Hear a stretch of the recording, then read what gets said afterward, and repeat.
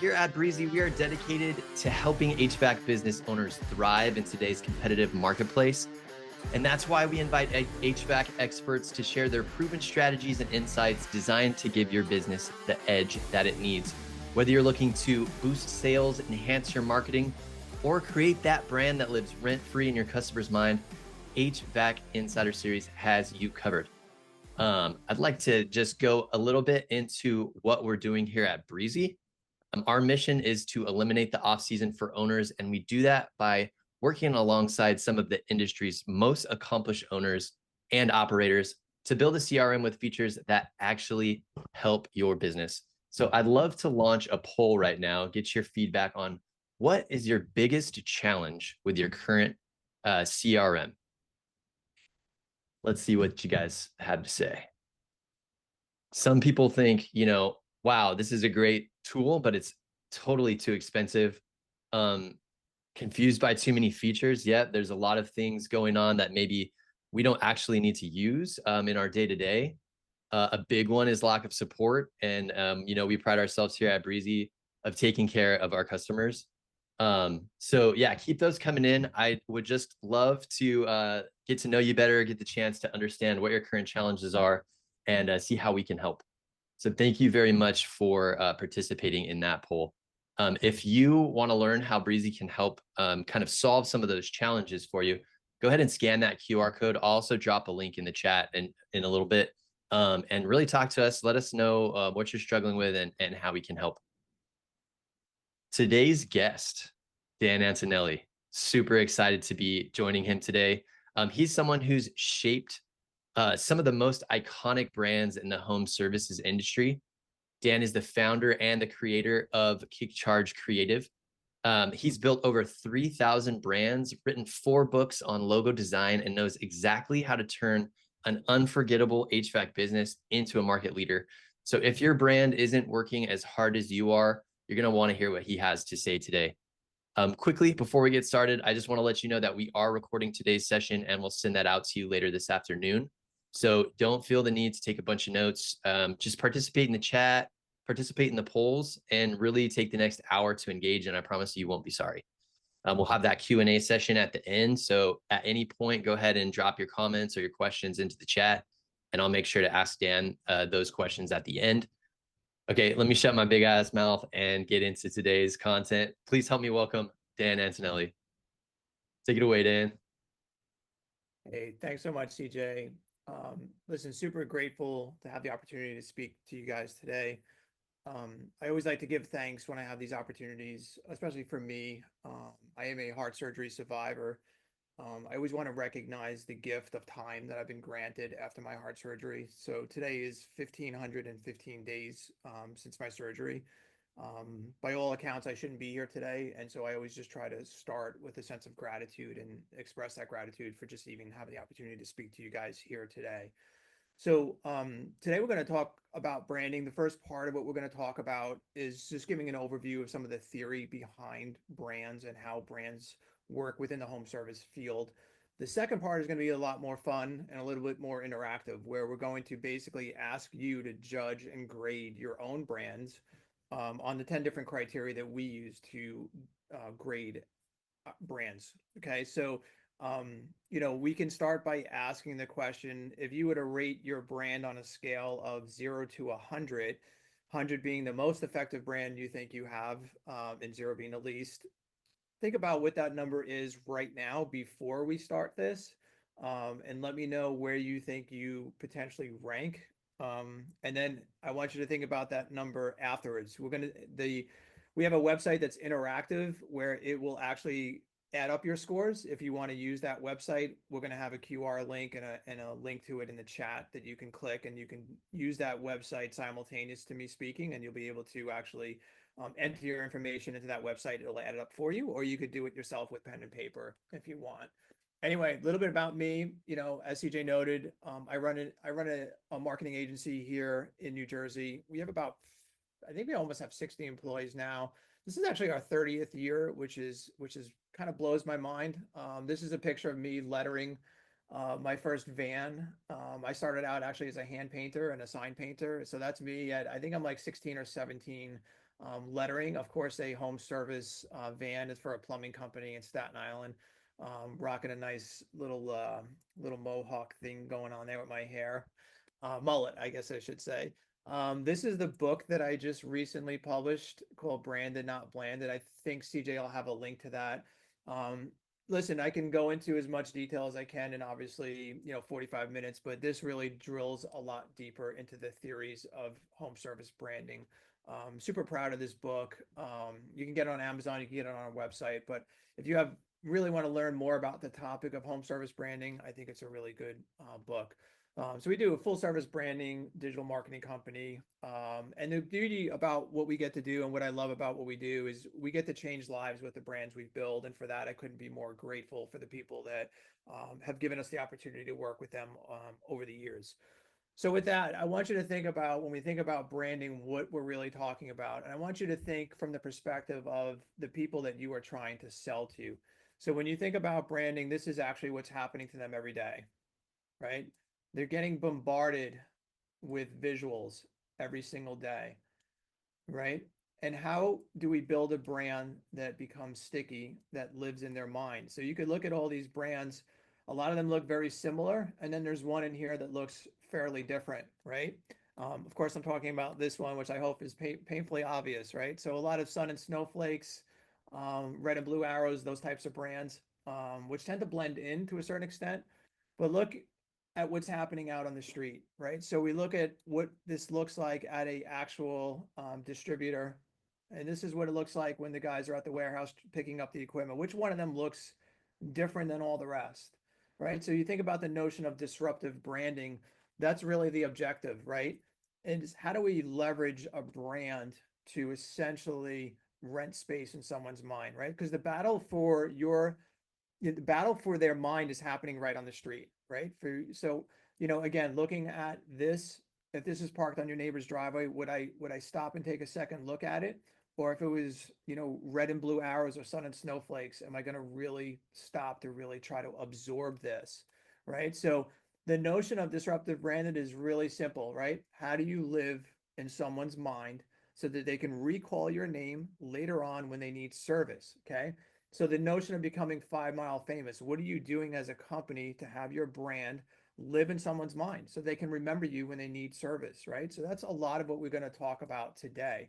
So again, a couple definitions, brand is what people say about you behind your back, which is partly true, right? That's part of what we say branding actually is.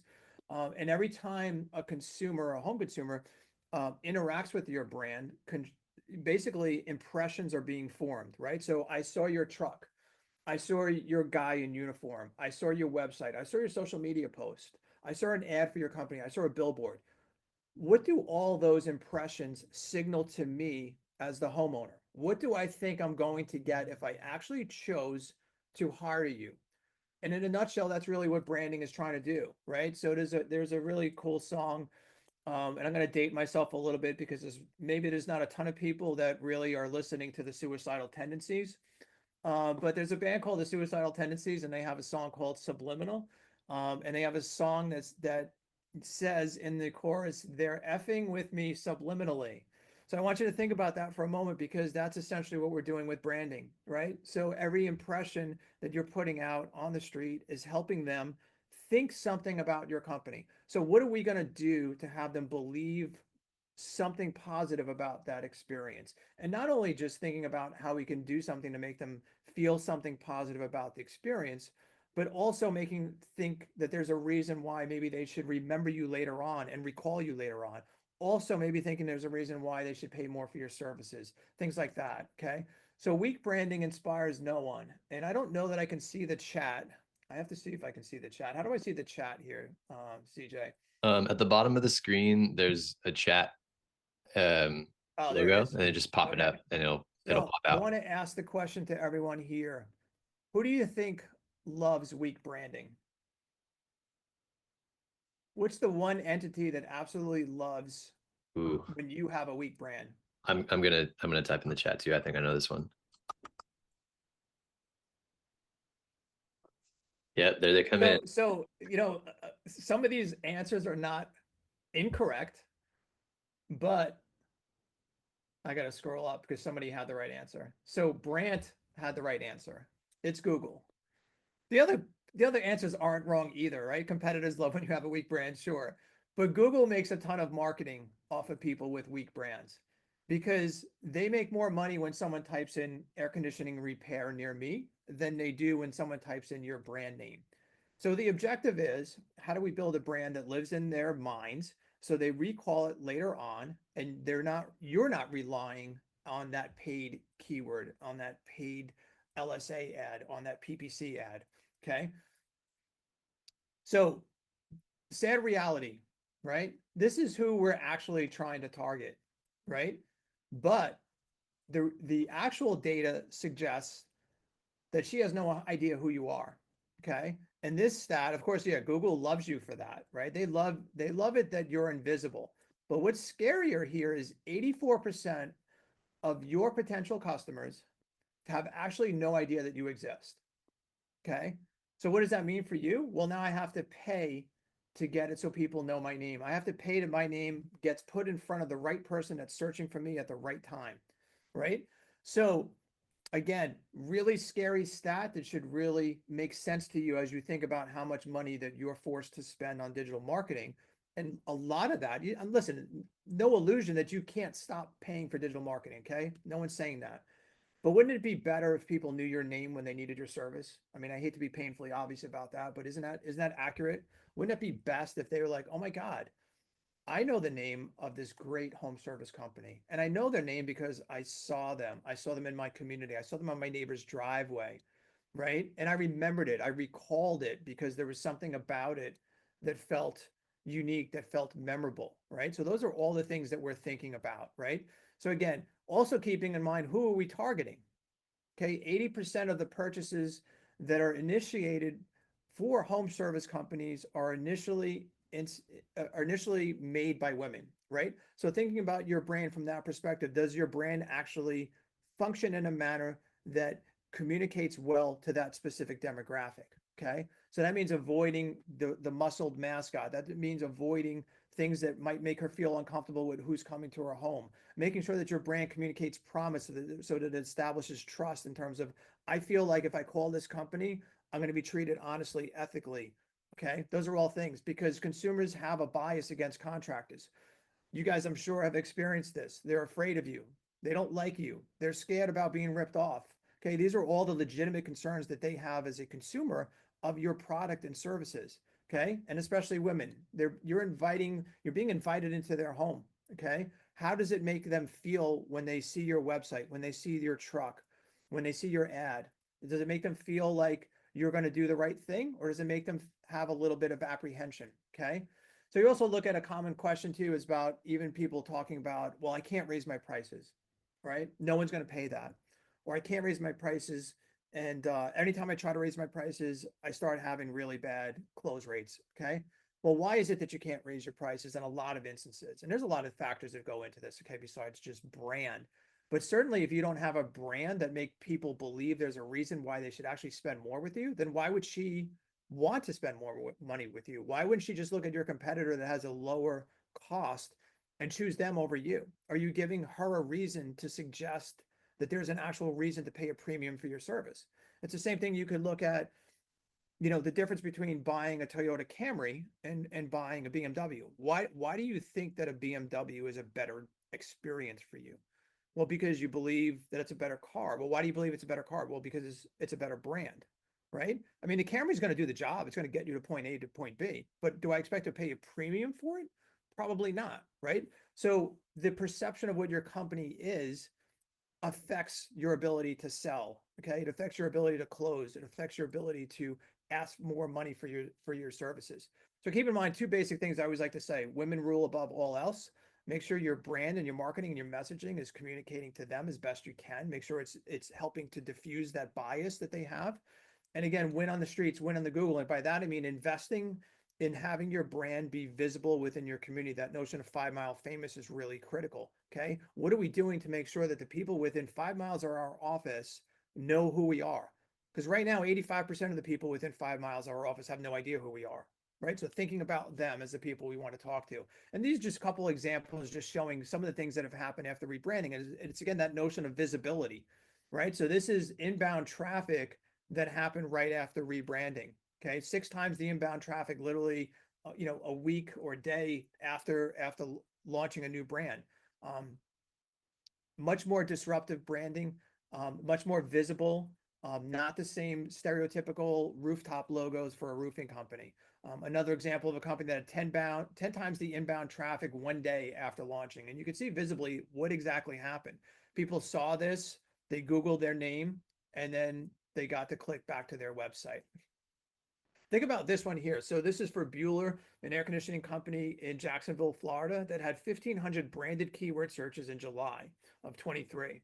Can you imagine how much money you would pay for each one of those clicks if you were paying for clicks? 1,500, right? Maybe it's 60, 70, maybe it's $100 per click you might have been paying instead of just having someone type in Bueller air conditioning. Okay. So that's the idea of that visibility within that community. That's the idea of becoming 5 Mile famous. And this is the direct effect of that. Okay. So this is just another good example, just showing the effect and the relationship between a brand that basically blends in. Okay. No real reason why I should pay much attention to this white van. If you guys have heard me speak before, I talk a lot about white van syndrome. There's a perfect example right here. But look at the cost per book call before, $129. And then after the rebrand, basically cut in half, $64 per booked call after the rebrand. Revenue increase 333 for the same period of time after versus 522,000 afterwards. Again, acquisition cost $76 versus $155, almost half the acquisition cost. Average tickets 688 versus 860. So again, the perception of why I would pay more for the service has been established in the consumer's mind. A lot of companies, after rebranding and getting a really good rebrand, don't even need to change much operationally, but the brand suggests a premium that the consumer is expecting to pay. Okay, so a lot of companies just automatically, I usually tell our clients, listen, raise your prices like 15% day one. And I bet you will not lose nearly as many customers as you think you're going to lose, because now you have a brand to support the notion as to why there's a reason I should actually pay a premium for your service. And then even look at close rate. So 54% versus 69%. So when you think about, a lot of people also are very, they're always constantly talking, that their digital marketing company isn't doing enough for them, right? But look at even the result of close rates, right? So is it that you need more leads, or is it that you need to do a better job with the leads that you're actually getting? Okay, so that's an important distinction too, because if your close rates are bad, if your booking rates are bad, okay, the branding can help with some of those things. And I'm not suggesting that it's not also sometimes a function of the CSRs and the CSRs not being properly trained and things like that. Okay, but imagine if you looked at your booking rate right now and you were able to improve your booking rate by 10%. What would that actually mean for your business today, right? So thinking about those and what the data is actually suggesting. So the other thing too is a notion that, hey Dan, like, listen, I don't think it makes sense for me to rebrand. I'm at 2 million, I'm at 5 million, whatever the number is. And I'm at 5 million because of my brand. Well, there's another way to look at that. Maybe you're at 5 million in spite of your brand. Okay. So I want you to think about the fact that maybe that brand that you started with doesn't actually represent what you've become today, right? If you were to judge your company on your brand, do you think it signifies a place where I'm going to get amazing service, a dedicated team of professionals, a great warranty? Like, are those all the things that your brand is actually communicating? Or does it look like a place that I'm not sure what I'm going to get? Maybe after you guys perform the service, I love you and I think you're amazing, but I'm trying to control everything that they think about before you even get to ring the doorbell. Okay.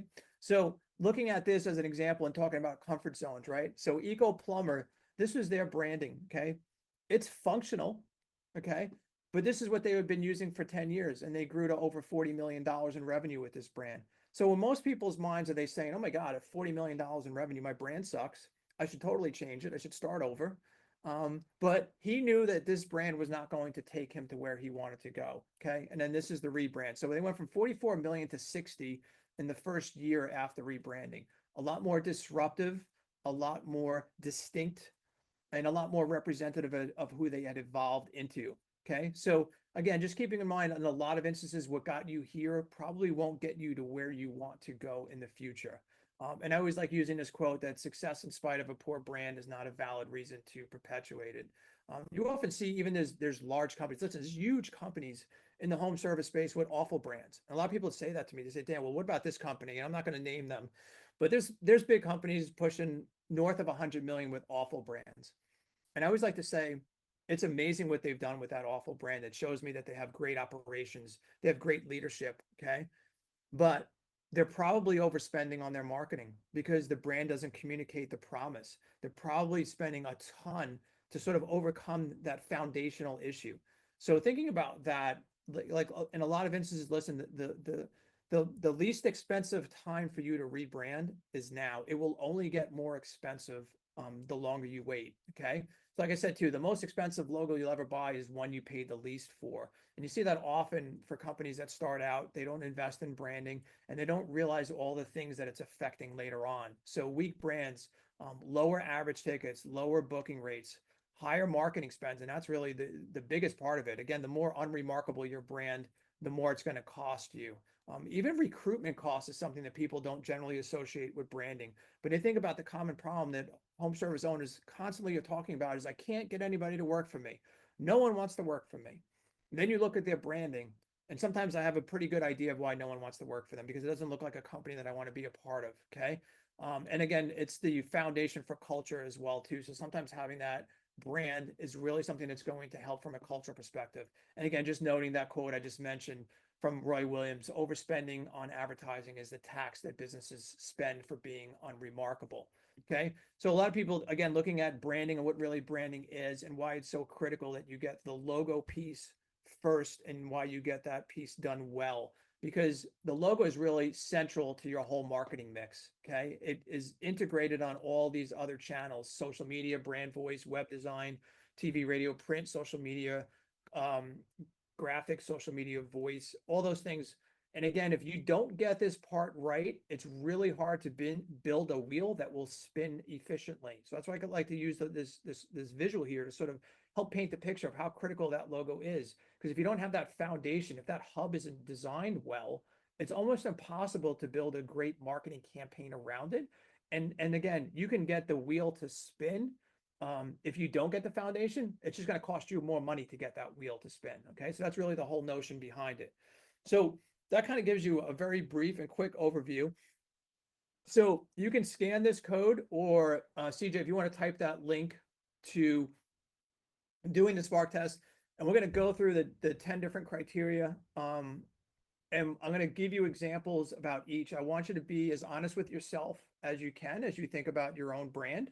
And there'll be a lot of examples to help you better understand sort of the theory behind each of the different criteria. So if, As folks bring that up, I wanted to share just how gullible I am and how you got me on the April Fool's Day post. Dan was like, oh, I think we're gonna go back to the white van and the ice, the snowflake and the flame, and I was just like, what is he talking about right now? That's horrible. He just got me, and it's like April Fools. I was like, I totally forgot about April Fools. well, I think some people were afraid to comment on that post too because they didn't want to offend me. Yeah. But people were like, "What happened? Like, what happened to KickCharge? Like, what's going on?" So it was kind of funny. So anyway, let's follow along. Actually, that truck is actually in the presentation here, Todd, CJ. So we'll talk that through. So brand name, right? So this is something that I think is really important, and what so many homeowners actually get wrong from day one, right? So they go to register their name.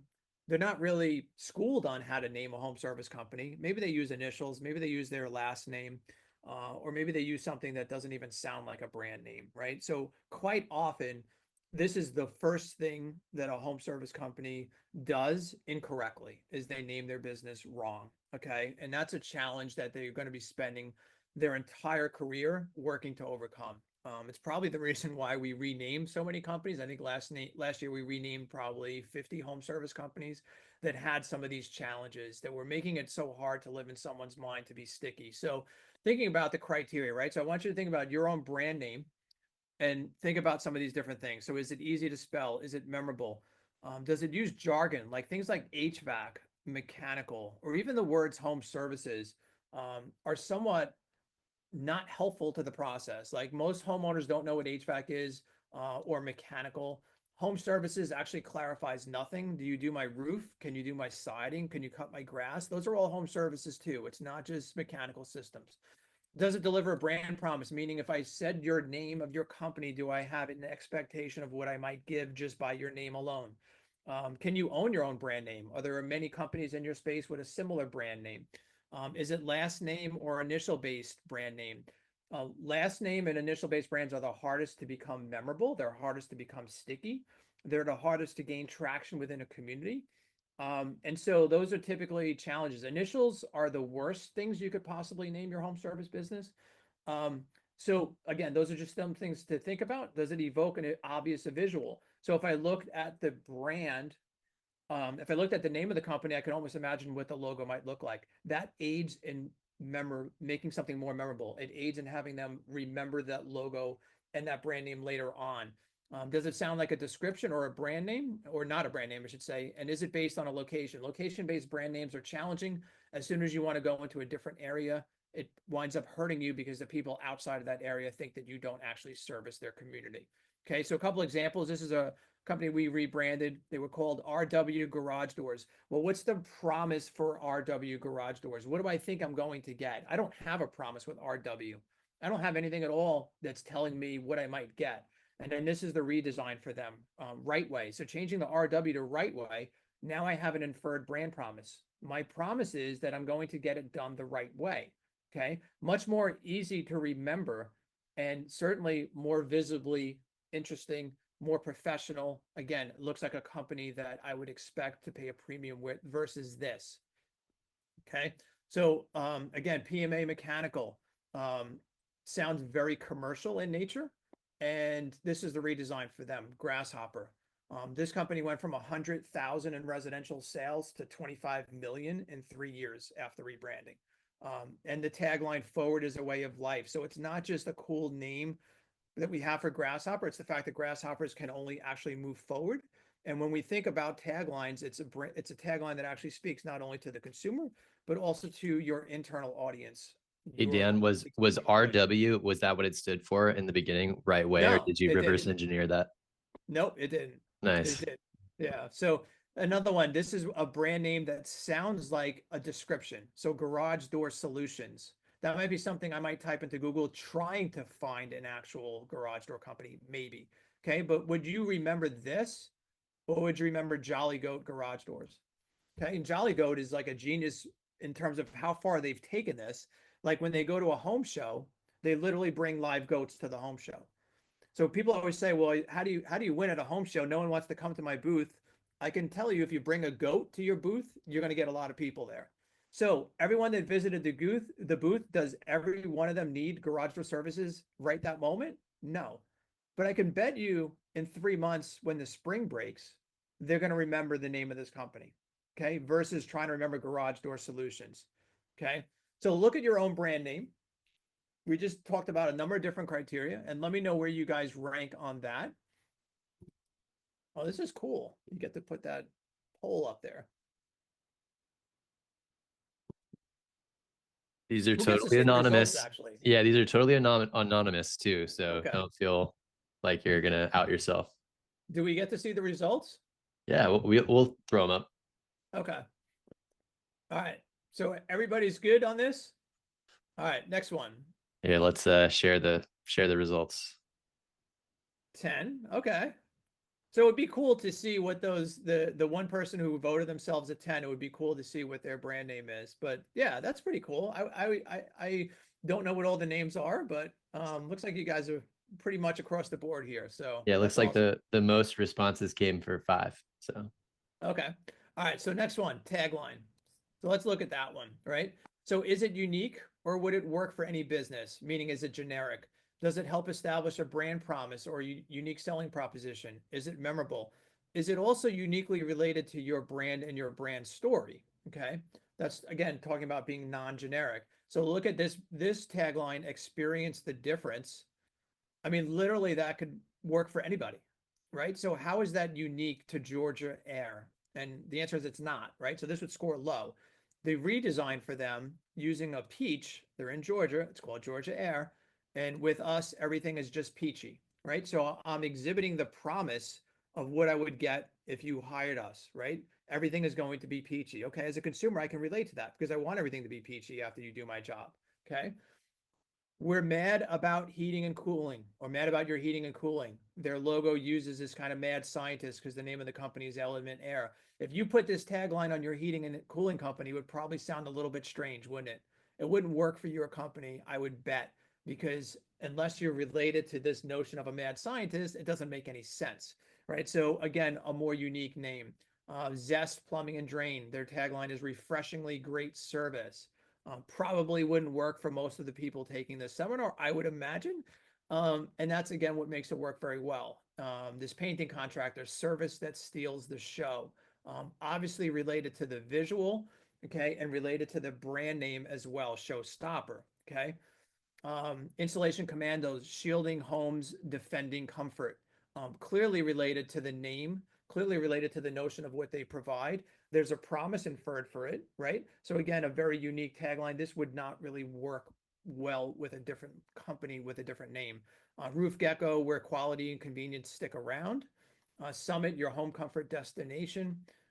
This is a really fun one. The guy's last name is Lips, and we decided to just really run with it. So read our lips, we have the fix. Okay.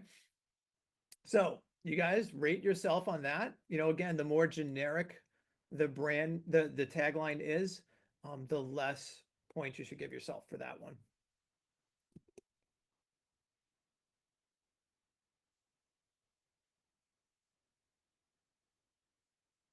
All right, everybody good? All right, let's share the results. All right. Another person with a 10 on here. Awesome. I love it. I'm starting to suspect this might be a current client. That's, I forgot to say, if you're a current client, you're actually not supposed to be participating in this initiative, but that's okay.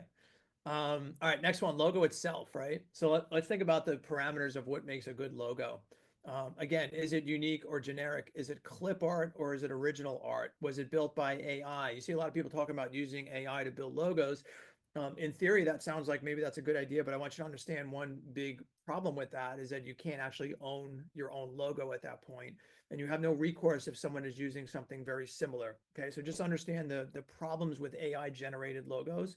And you can actually trademark AI generated logos as well. Also using LLC and ink in your logo is also kind of an amateur sign of a brand. Just the same reasons why you don't see McDonald's and Apple putting ink in their logos. You do not need it in your own logo. You can put your full legal name in your legal documents, and that's fine, but it never needs to appear in a logo, and it should never actually appear in a logo. And does it connect with the viewer on a deeper level? So looking at these examples of garage door companies, and you could do the same exercise, but if you're in a specific vertical and you were to go on Google and type in garage door logo examples, and you see something that pops up that looks like your logo, then that's going to be on the scale of being not great because it's generic, because it's not ownable. Think about the Jolly Goat example we just showed before. It doesn't really look like you would expect a garage door company logo to look like, which is a good thing. Okay. So again, you know, the HVAC sun and snowflake stuff, not very unique, not very ownable, not likely to be remembered nearly as much. So this is a company we rebranded called My Air Systems, using kind of generic clip art here. And this is the redesign that we renamed them McAwesome. Probably slightly more memorable, I would think. And you know, they're doing so well since the rebrand, but it's obviously a very disruptive look. So think about yours in that sense, right? So is it disruptive? Does it feel unique, or is it generic and it feels like something that maybe you've seen before, is similar elsewhere?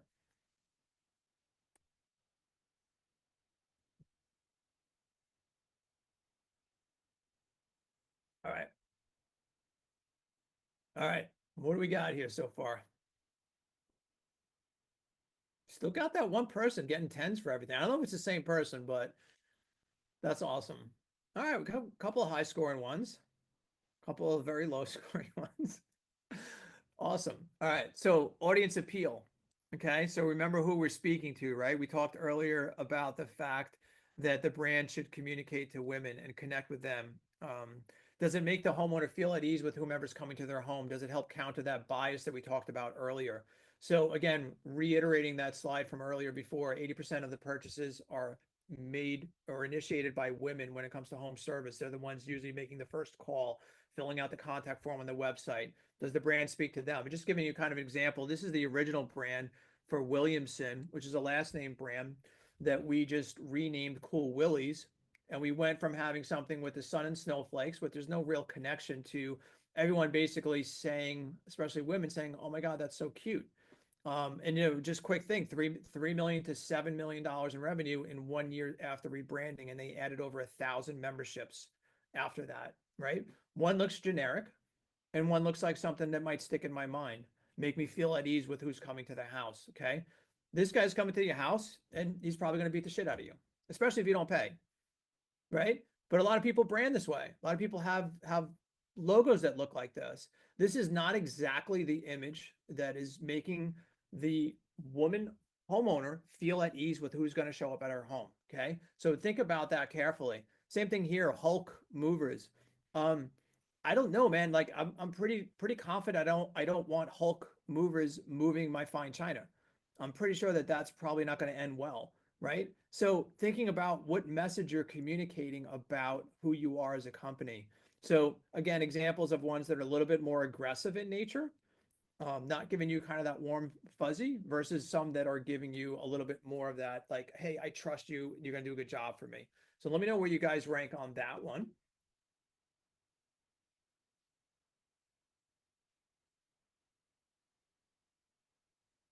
One of my favorite games to play when I'm at home, I notice a lot, but while I'm on the road too, is did Dan create this brand?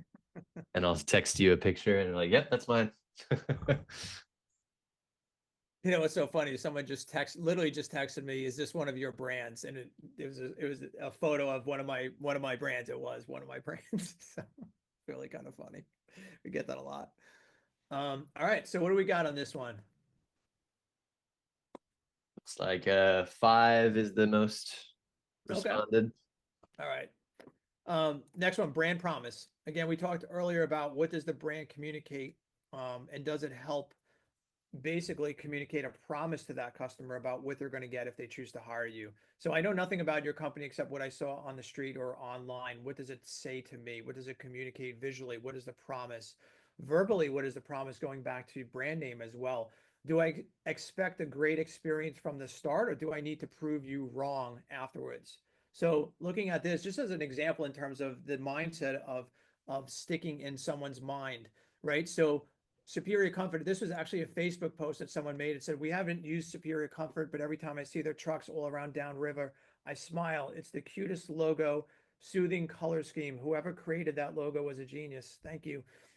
I see Superior Comfort all over downriver. Now, the question I would ask you is, you would say, when they need HVAC service, do you think they're going on Google and typing in air conditioning repair near me? Or are they actually going to remember Superior Comfort? They literally went out of their way to make a post about it because it was impacting them in a way that they thought was really genius. Okay. That's the idea of, again, that 5 mile famous, that living in someone's mind rent free. That's what we're talking about in this example. Now, look at this example here for Garage Door Doctor, right? Imagine this is on your neighbor's driveway, right? And you need a new garage too. And you happen to see this truck there. What are you actually thinking that you might get if you actually call them up? Do you think you're going to get an amazing job? Do you expect to pay a premium from this company? Or do you think that they're probably going to be really inexpensive? Like, I bet you I can get a great deal from these people, in quotation marks, great deal. And this is the redesign. Okay. Same exact company, same service, but average tickets up 60%. They went from 4 million to pacing 12 million in 2 years, and net profit from 500 to 3.5 million the first year after rebranding. Again, this isn't rocket science here, guys. Okay. This looks like cheap. I expect it to be cheap. And this feels like premium. I expect to pay premium for it. Okay. So look at your own brands in that context in terms of brand promise. What is your brand communicating to the people you're trying to sell? And rate yourself on that one.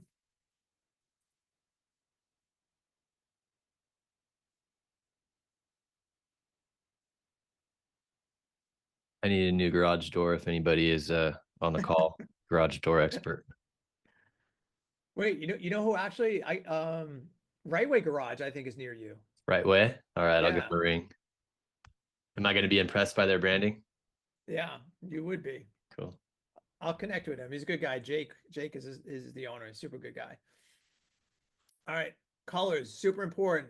Really, really important piece of having something that will become more memorable. So are you able to own your own brand colors in your market? Is your color scheme similar to other well-known brands, meaning it causes confusion or people don't look at your brand colors and know immediately that it's for you only?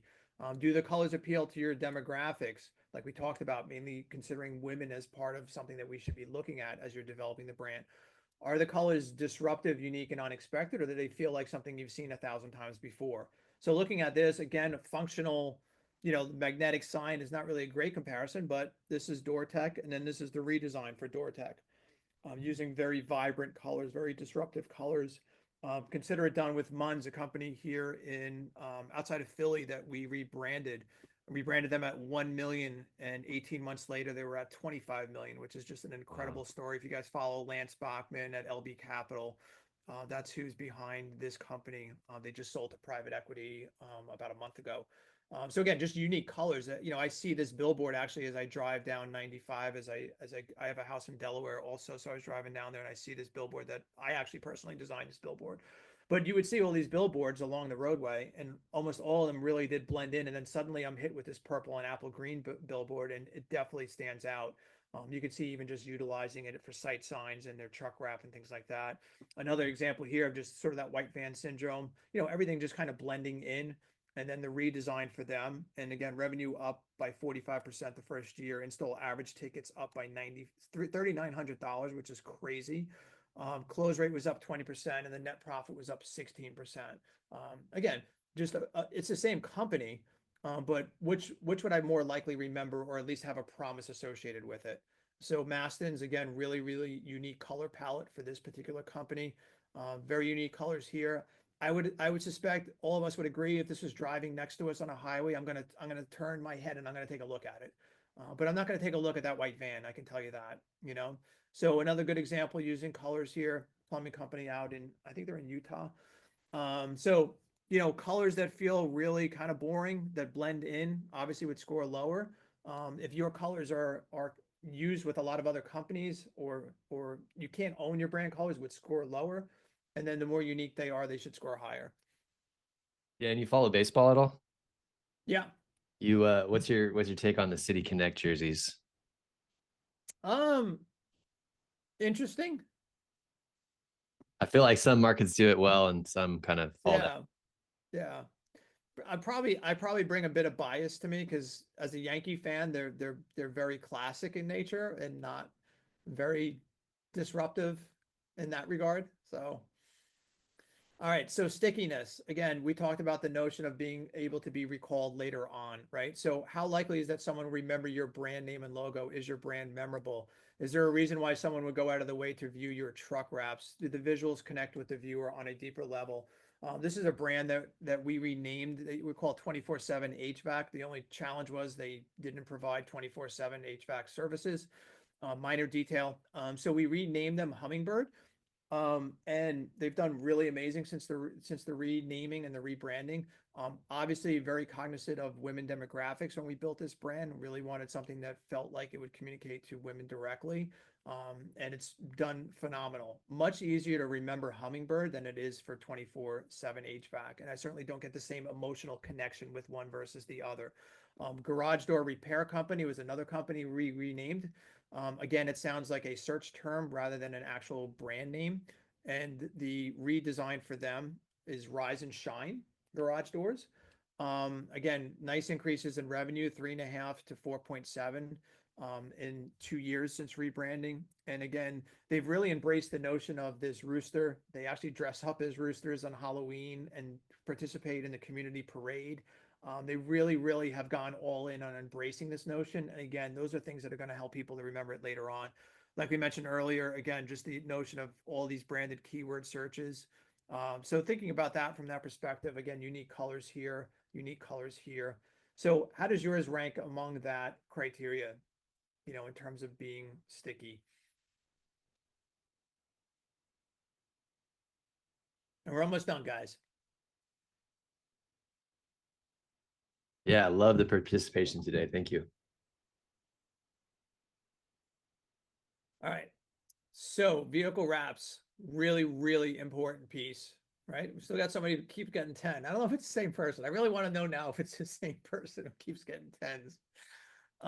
In any event, vehicle wraps. Um, the most important utilization of your logo is your vehicle wrap, right? It's the most important application of your brand. It's the most visible in your community. The problem is most of them are really done incorrectly. You don't leverage that opportunity. And a lot of times it's not done correctly because the foundation is weak. You will never get an effective truck wrap without a good logo. That's the foundation for an effective truck wrap. So what impression does the vehicle wrap leave? Is it clear to the viewer what your brand name is? I hate to say that as like branding 101, but if they can't read your name, that's kind of a problem. Does it blend in? You know, my famous quote of white van syndrome. Listen, you've got a really big canvas, use it. Don't make your truck predominantly white if you can avoid it. Are your wrap trucks unique in your market in terms of colors and approach? Is there information overload on your vehicle? And again, is it legible? The things that we need to take away. So this is actually my April Fool's truck wrap design here.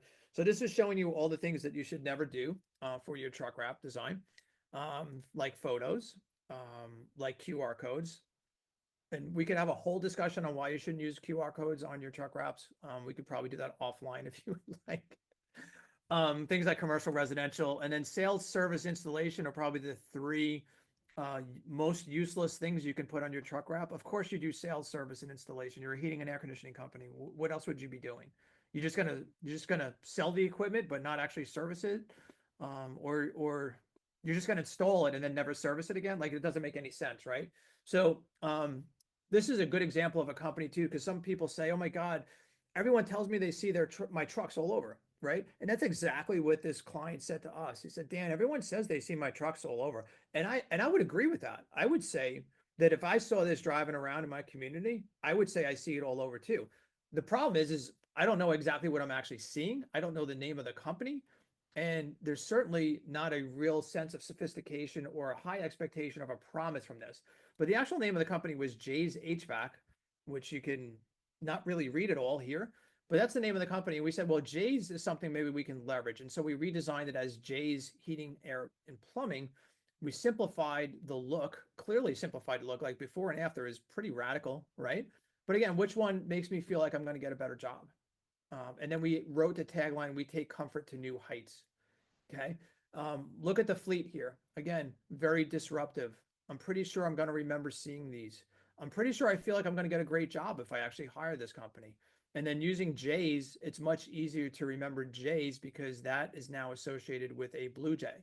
Okay. So we fixed the problem there. Again, a functional design here, pro garage doors, like I can read it, but this guy was literally on a busy street, had been on the same busy street for 5 years, had a sign up front, and then we rebranded like this.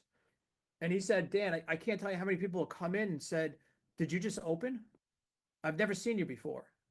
And he's been there for 5 years. Like imagine how it's almost devastating it is to hear that you've been there in the community you're trying to serve, and yet no one knew you existed because you were virtually invisible because the brand was somewhat invisible. Okay. Goody garage doors, again, unique colors. They even painted the tubes on top that carry some of the railings and stuff. Very cool stuff. So look at yours from that perspective. Let me know how you rate yourself on that. Dan, well, I was at EGIA. There was a member who spent, 10, 15 grand on truck wraps, and they used a QR code, and they used an expiring QR code.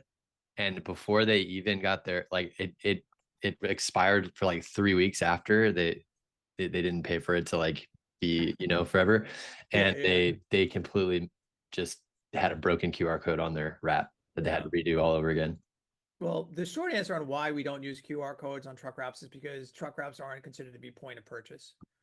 Okay. The idea is reference the name later on for when I need service. And we will put a URL on a truck. We do think a URL is important, but most people are really going to Google the name of the company and call from there, not necessarily use their phone and scan it. And especially if you try to do it while you're actually driving. I've tried to do it while I was a passenger, and it's really, really hard to actually execute that.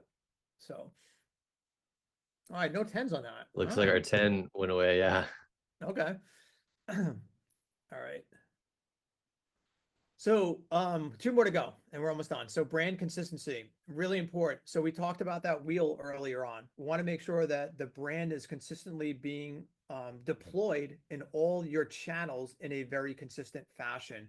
So, is it looking the same across your channels? So that no matter where that customer views your marketing, would they recognize it for an ad for your company? So, consistent use of fonts, colors, truck wraps, etc. So this is, just a fake company we made up called True Company, but you can see how every single piece that uses their logo is done in a different fashion, right? And this is obviously an exaggerated example, but just showing you an example of one where everything is really, really dialed in for this company. We rebranded Trademasters. So this is their actual logo. This is their truck wrap. This is their membership agreement brochure, site sign, business cards, direct mail piece, equipment stickers, their letterhead, their uniforms, their door hangers, their social media graphics. No matter where you interact with their brand, no matter where you're exposed to their brand, it's very, very consistently utilized. So thinking about your own brand in that manner, here's another one too, where for Apex Plumbing in Ohio, which just blew up to like $30 million. This is a startup, so we branded them like this from day one. But you can see how everything looks like it belongs to Apex Plumbing. It's not an interpretation of the original logo that the wrap company decided to do and that the social media company decided to do or the digital marketing company decided to do. It all looks like it belongs to the same brand. Okay. So brand consistency is really important. If you make an investment in your brand, just make sure it's not suddenly being deployed in different mediums differently. It should all look like they belong to the same company. So even Ponderosa as an example, this is a brochure we did. This is their truck wrap design, but you can see how the design elements that are present on the actual truck are actually present in the marketing materials we produced for them, right? You can tell that this is a Ponderosa garage door brochure just by looking at it. So think about your brand. Is it done consistently across all your channels, or does it look different no matter where you're viewing something, whether it's a social media ad, whether it's a Facebook post, whether it's a billboard, uniforms for the guys, are all those things consistent, or does it look like they're sort of interpretations of your brand and everyone's different spin on it? All right. So last one we're up to. All right. Cool. All right, cool. We got a couple of high scoring ones there. Awesome. So years and years, and this one is a little bit subject to some interpretation. So I'm going to give you a general benchmark, and then we're going to talk it through, right? So 0 to 2 years, you could kind of use this as a benchmark, but I want to be cautious about one thing, right? So you could have a 15-year-old brand that is still invisible in your community. So it's not always 100% correlation to the years you've been using it to how good it's actually functioning for you in your community that you're serving, right? So sometimes we look at brand equity as something we want to be cognizant of. We want to look at the existing brand equity and whether it has value. But just being around for 15 years doesn't necessarily mean that it's a 10, because you could be around for 10 years and still have a really weak brand. You could have a brand that's still invisible. So there's some consideration that you have to give for some of those other different criteria that we spoke about earlier. So this company has been around actually since 1884. Okay. But if I were to judge this on just what they look like right now, I don't really even have a sense of that history or that heritage. It almost looks like they could have started a couple of years ago. It doesn't look like a company that's been around for 140 years, right? This is the redesign for them where we tried to embrace the heritage of where they came from. These were actually pictures of the founders, and we made it feel like it was a brand that had history, that had heritage. Okay. This is another company in Minnesota, started in 1883. If you didn't see this part, there's no sense of history here. There's no sense of heritage. It's not that it's a bad truck wrap. I mean, it's not great. It's functional, but does it embrace the history of where they came from? Or does something like this make me feel something different? Does this make me feel like, wow, these guys have been around a really long time? These guys must do quality work. These guys look like craftsmen. Okay. These are all the things to be thinking about as you look at your own brand. So again, you could use that chart earlier as kind of a benchmark, but also take into account all the other things we noted ahead of that.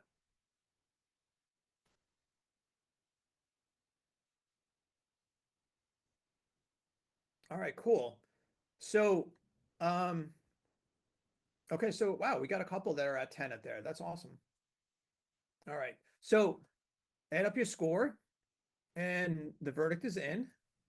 So I'm just curious where you guys landed on that. This is kind of the benchmark that we kind of use here. So 0 to 25, you probably need a little bit of help, or a lot of help, I should say.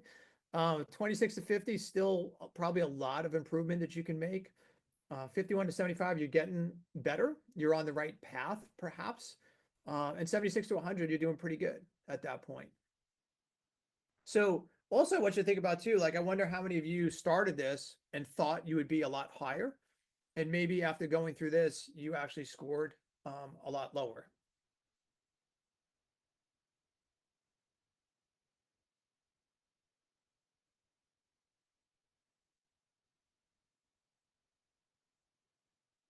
All right. So, all right. So we've got 9 people under 50 and only 3 people over 50.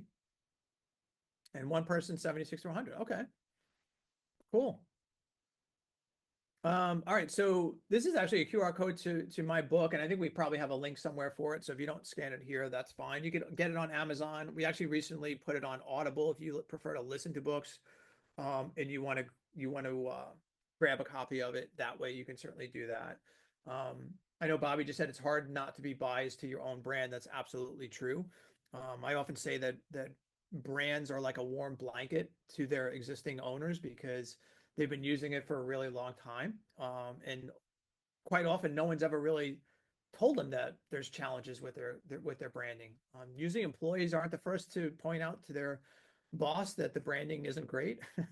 But you can certainly see that happen frequently where people are like, well, I didn't really know that I had challenges with my brand. And I'm like, well, it's not usually something people bring up and say, hey, your brand sucks. So I kind of get that. Yeah, exactly. Nobody wants to admit that their kid is ugly. So, if you're unsure if your brand sucks, hey, listen, I'll be happy to tell you if you'd like, for sure. But no, I'm just kidding. But listen, I'm happy to give feedback to anyone. I give a lot of feedback for folks that are in the process of going through branding or have questions about their existing truck wrap or anything like that. Like if you want feedback on that stuff, I'm always happy to give it. And I just want everyone to maximize the opportunities that they have with building a great brand, whether it's with me or anyone else. Like it's a really, really important piece of it. It's when you think about all the marketing dollars that go towards trying to put your name in front of people. I get sad sometimes when I see what's out there and I see the struggles that owners have with weak brands that really don't help them move the needle enough on that. So anything I can do to help with that stuff, just hit me up. No strings attached. I'm not a hard sell kind of guy, and I'm happy to just help in any way I can. Cool. Well, hey, we're at the top of the hour. We got a ton of people still hanging on. So I'd love to get into a couple of questions. We can, launch the Q&A and whoever needs to go can pop off. But yeah, I got a question that I was wondering. For HVAC companies that have already, have an established brand, but feel like it's not resonating, how do you recommend that they approach rebranding without losing the recognition that they've already built? Say that last part again, CJ. So how do you recommend that a brand approaches the rebranding process without losing the recognition that they've already built in the market? Yeah, no, that's a great question. You want to look at what brand equity they have currently. Sometimes they have elements of the brand that is really powerful, that really works very well, but maybe it's just not executed well. So sometimes we have what I would characterize as more of an evolution rather than a revolution. So if they have something of value, we look to see if it makes sense to carry that forward, and then integrate that into the new brand. So you could see the evolution of where they came from to where they arrived at. Sometimes they have really not a lot of equity that's worth saving, right? So if you don't have something that's worth saving or salvaging, then it's sometimes better to just start with a clean slate If you're keeping the name, that's okay. But you have to remember too, there's always a mechanism for letting the existing customers know about the rebrand and why you rebranded and communicating to them. So it's really important that that piece is always considered, not just rolling out a whole bunch of new truck wraps and not telling anyone what you're doing. Announcing it in a way, even to your employees, are a really, really important piece of it. We've seen some amazing unveilings of brands where you get the employees excited about the direction that you're taking the company. You're showing them that you're reinvesting back into the company to provide a better future for them, right? So to your question, yeah, you want to look at what you have. You want to see how much equity there is and whether it makes sense to evolve it or whether it makes sense to just start with a completely clean slate on that. That's incredible. I'm thinking about the Jays transition versus I can't remember who Grasshopper used to be, but You're right, because you that's already probably forgot it, right. but it's PMA Comfort or Yes, PMA Mechanical. Yep. right. Yeah. So yeah, the carryover versus the clean slate. Al Wright asks, should a phone number be included on the van wraps? So I would say at this point, we're probably 50-50 on when or if we include a phone number. Um, our general school of thought on that is that most people are not literally typing in phone numbers on their phone. And if you think about the last time you actually dialed your phone that way, where you sat there and you typed in 9 random digits, it's probably not very often that that ever happens. So if I have room on a layout to put a phone number, it's not that I won't put a phone number. If I have room that doesn't compromise the more important things, which are your website address and your brand name and your tagline, then I'll put a phone number. But if I don't, I'm not sweating it. Some of the fastest growing companies that we've experienced do not even have phone numbers on their vehicles any longer. So I understand like old school, like it was certainly way more important a decade ago than it is today.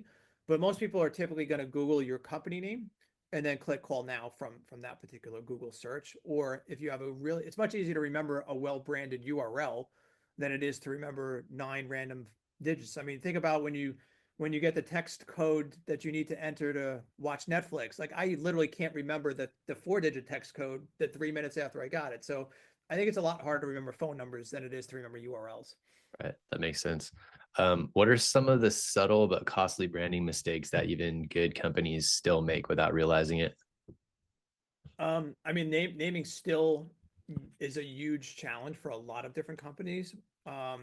You tend to see also just some really, really old school thinking about even the white trucks. Like there's some very successful companies with white trucks that don't really leverage the opportunity to maximize those canvases.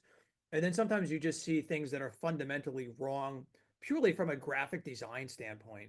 And I'm talking fundamentals of how typography is displayed in a logo, the orientation of a mascot, basic things that I sometimes blow my mind because I'm like, this is shit that you would learn as a freshman in graphic design 101.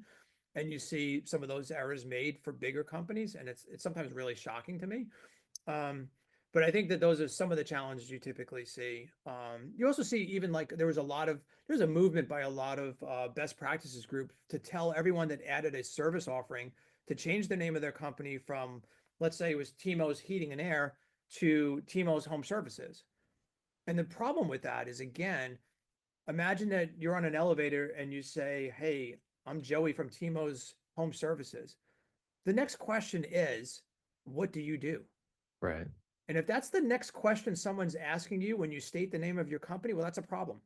So that's why for us, home services is typically something I'm going to delete and I'm going to replace it with heating, cooling, plumbing, electric, if that's what you're doing, right? Because I don't want to leave it up to someone to work to figure out. Because what happens in all those instances is now you have to put on the truck heating, plumbing, cooling, electric. So what did I accomplish by calling myself Timo's Home Services? What have I actually done? I've introduced confusion instead of actually clarifying what we do.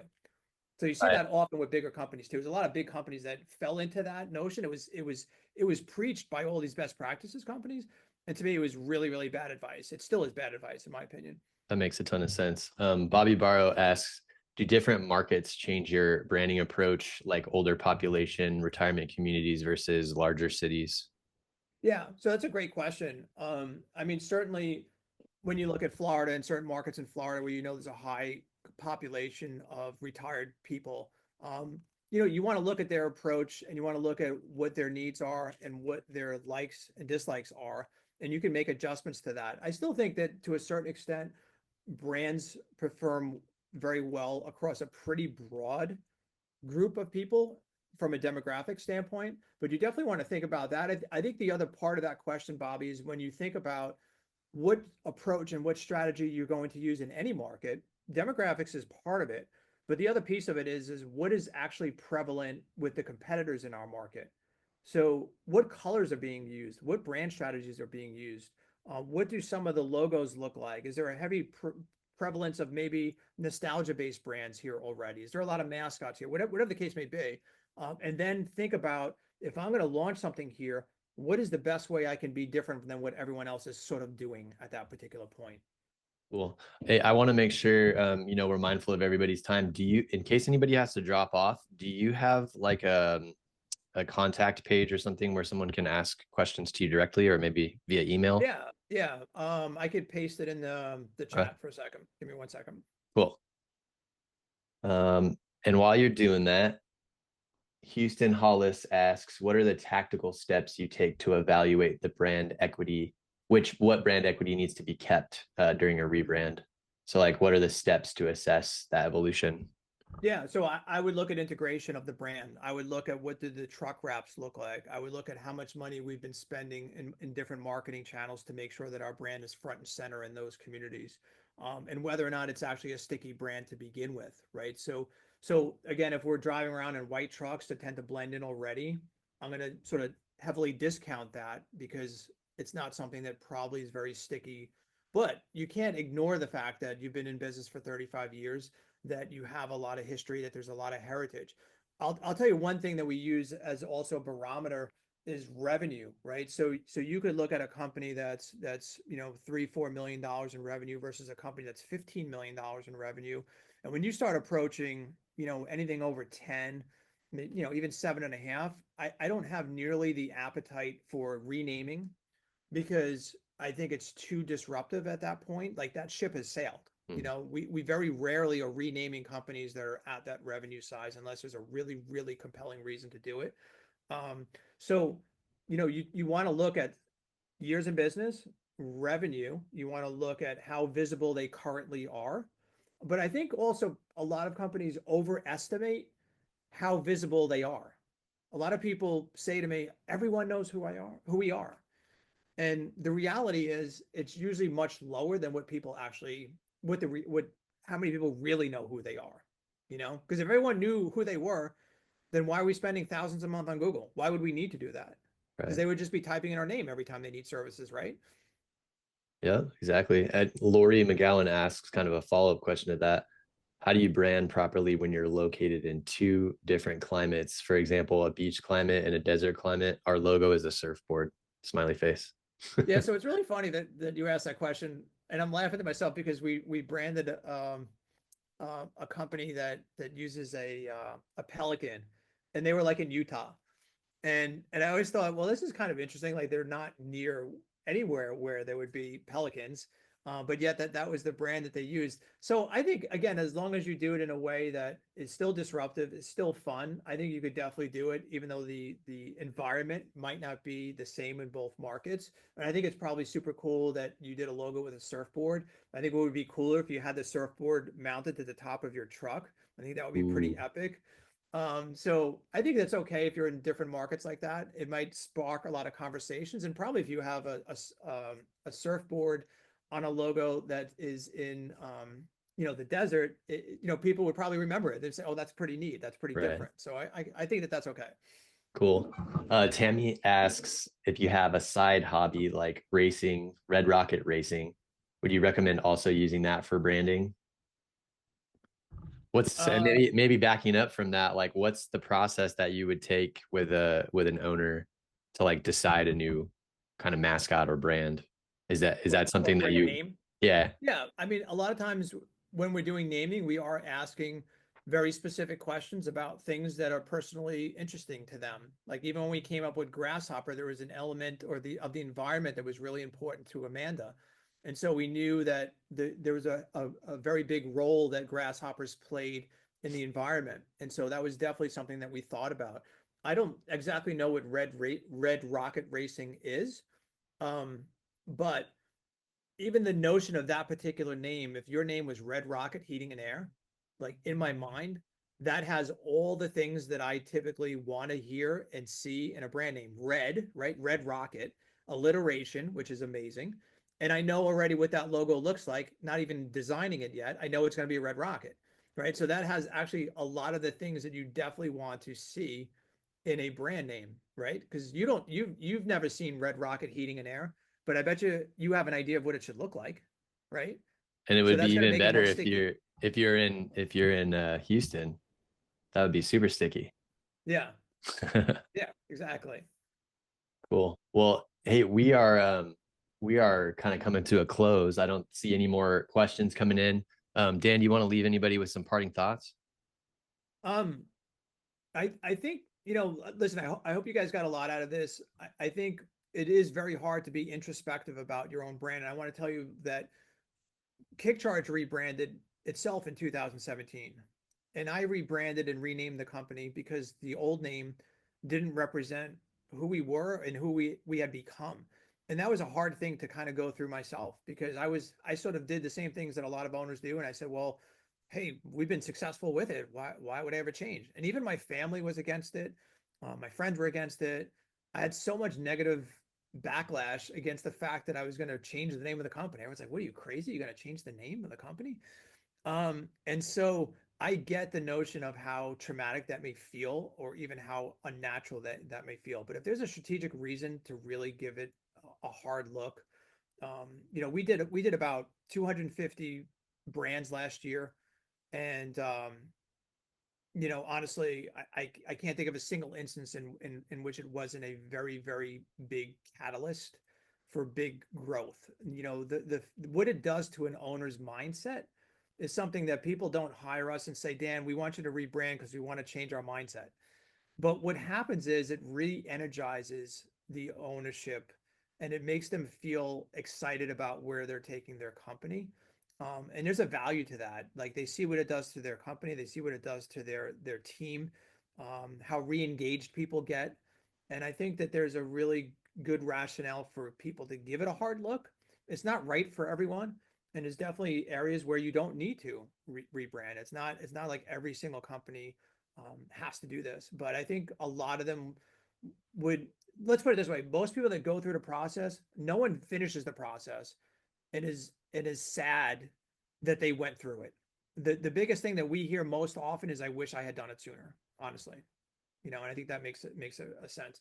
Oh, so Scott said, did you do your own rebrand, or did you work with an agency? No, we did it ourselves. I think that's a good question though, because it would be interesting to have a completely unbiased approach from maybe someone else. But no, that was actually our doing. I actually came up with the name KickCharge.